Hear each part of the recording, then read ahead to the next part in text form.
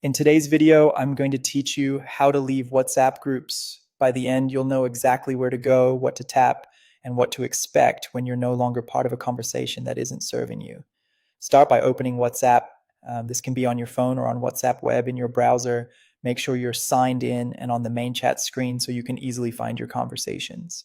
If you use multiple devices, it helps to do this on the one you're most comfortable with so everything feels familiar. Next, open the group you want to leave. You'll see it listed among your chats, usually with the group's name and a small group icon. If you have a lot of conversations, use the search bar to type the group's name and jump right to it. Take a moment to confirm you're in the correct chat, especially if you're in several similar groups. At the top of that group chat, tap the group's subject or name. On desktop, you'll click it. On mobile, you'll tap it. This opens the group info page, which is the hub for everything related to that group. Here you can see the group description, media, and the list of participants. This is also where WhatsApp places the controls for leaving. Now scroll all the way to the bottom of the group info page and tap exit group. This option is intentionally at the end so you don't tap it by accident.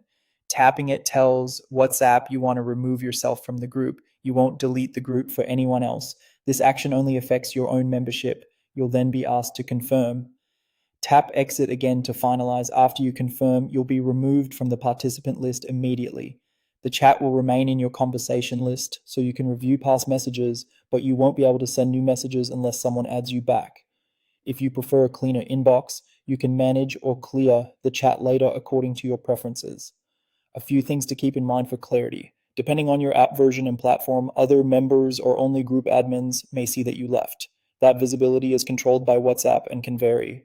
If you were an admin, your departure won't delete the group. WhatsApp will ensure another admin remains so the group can continue. And remember, leaving is reversible only if someone invites you again, so be sure you're ready before you confirm. That's all there is to it. Simple, quick, and under your control.